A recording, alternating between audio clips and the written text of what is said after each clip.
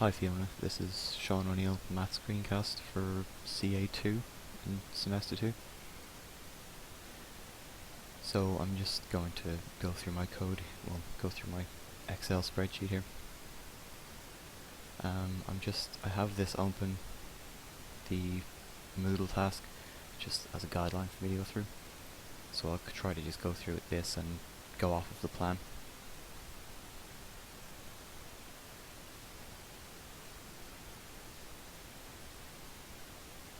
I'll just attempt to walk through it here. I thought I labelled my spreadsheet pretty well, so hopefully it's clearly labelled.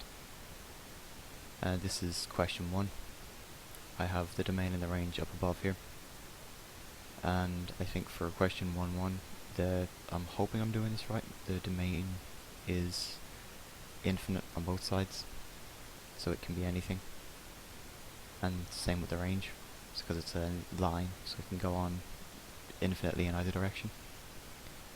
Then with the domain for the second one, it can be any x number. The domain can, because we start at -10 and go to +10. So that means it includes minuses and pluses, and I'm pretty sure it can be real numbers, so it can be decimals as well. The range is x is greater than or equal to 0, because it touches 0 at this point here. But it doesn't ever go below 0, and it should just give you a nice curve shape.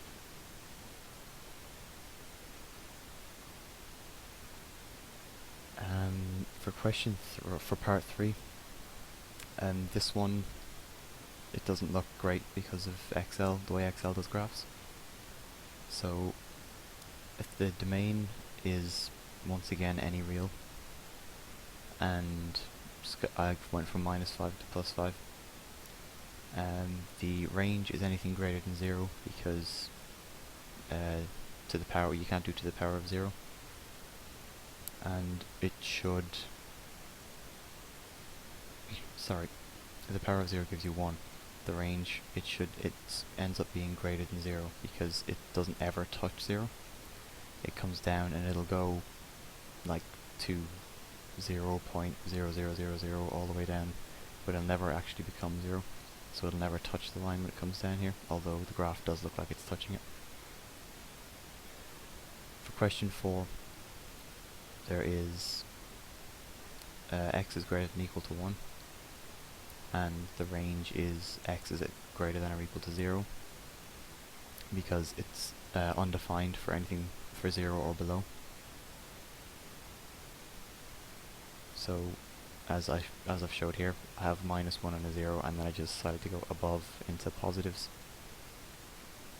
So I think that, the domain can be, it could be x is greater than 0 or greater than or equal to 1, they're the same thing. But that's where it starts. It's undefined for anything below that. Once again, part 5 is, I think it's just a straight line, from what I gathered. So it's defined for any number. And then for part 2,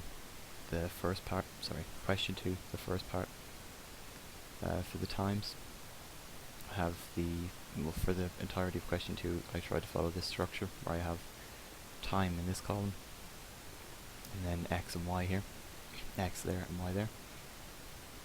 And then I put in the formula up top just to keep myself on track, and then I use the formula in here.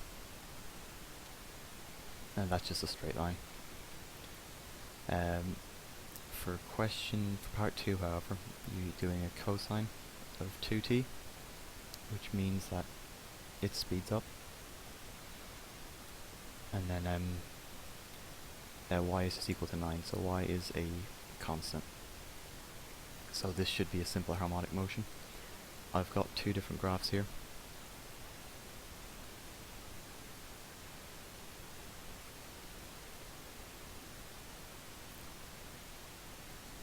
I've got the 2 different graphs here because I wanted to show it from 2 different perspectives, because from this perspective it just looks like a line, but it's not. I do believe it's a simple harmonic motion. I think I probably should have went in smaller jumps here, instead of jumps of 30 for the time. because that's given it kind of a clunky motion when it's actually supposed to be a smooth wave like this one below it. But I just wanted to show that the cosine creates a wave movement like that. But because y is a constant, it's not moving on the y-axis then. So it's just, it moves like that when you plot x against y. It just goes back and forth. It's a simple harmonic motion. Part 3, x is time plus 1, and then y is 5 sine t, so 5 with a 5 should just make it go, instead of going from 1 to 0, it goes, or from 0 to 1, back down to minus 1, it goes up, it goes 5 higher, and since you have the plus 1 at the end, it is always 1 higher than it should be. So instead of starting at 0, because it's sine, it starts at 1, and then it goes up to 6, and down to minus 4. The question 2, part 4, is the first circle that we have, and it's, because of the 2, it's 2 sine t and 2 cosine t. The 2's mean that it has a radius of 2. And it, as you can see there, actually has a center of 0, 0, and a radius of 2. It goes up to 2, down to minus 2, and then it's minus 2 and 2. And it's a circle because you have a sine and a cosine. This is the same, just another circle, radius of 2, because there's a 2 in front of the sine and the cosine, but the 3 inside the brackets means that it travels the circle 3 times as quickly. This was giving me a really blocky graph. It was kind of more like a diamondish shape when I was going to 360, so I went in smaller jumps, just to 120, and that allows it to finish an entire rotation. And this is the same, just it's a radius of 5 sine t and 5 cosine t, except it takes 360 degrees to finish a rotation. 2 cosine and 2 sine t is a radius of 2, and this one is different from part 4, I think. It's different from part 5, sorry. Despite having the same number in front of it and the same number in the brackets, it's different because you flip the sine and the cosine.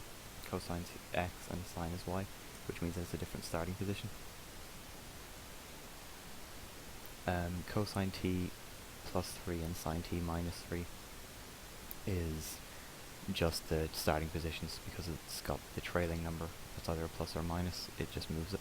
So this one's at plus 3 and minus 3, that's its origin, or its center point, sorry.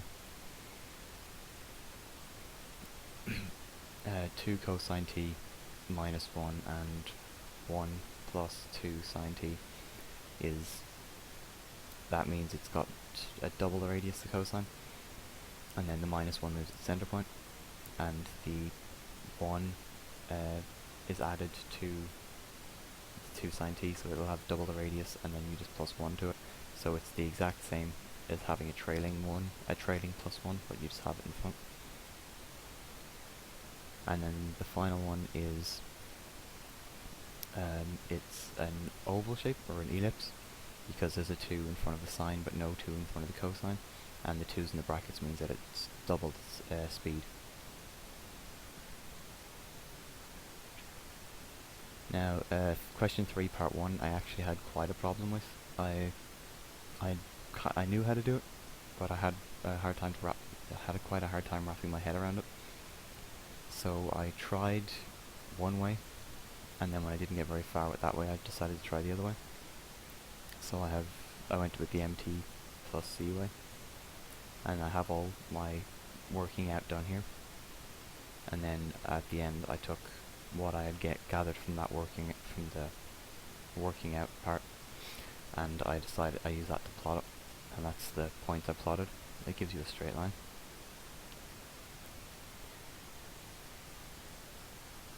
Question 3, part 2, I actually rather enjoyed, and I have the same format as I had in question 2 for all of them. t is here, x is here, and y is here.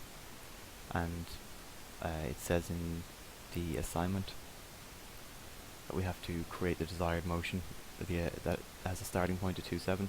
So that's the cosine and sine. You have to swap them around. It takes 120 seconds to complete a circular motion, which means it has a speed of 3. And the radius of 5 means there's a 5 before it, multiplying it. And the center point of 2, 2 means you have trailing or leading plus 2's. And I believe I did that correctly. I have my 5's here to increase the radius. I have sine and a cosine, which gives you a circular motion. The 3 means that it completes it in 120 seconds, and the trailing 2's make it have a center point of 2, 2.